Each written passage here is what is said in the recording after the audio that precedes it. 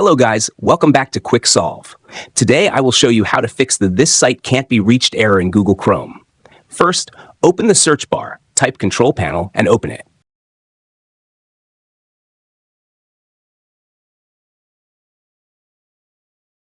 Click Network and Internet, then Network and Sharing Center.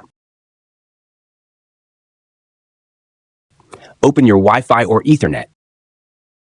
Click Properties. Then uncheck Internet Protocol version 6 TCP IPv6 and click OK.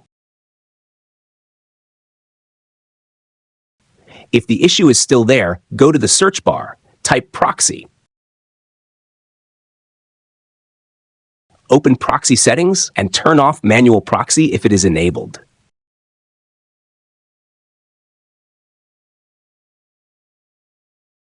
Still not fixed? Right-click your network icon, open Network and Internet Settings.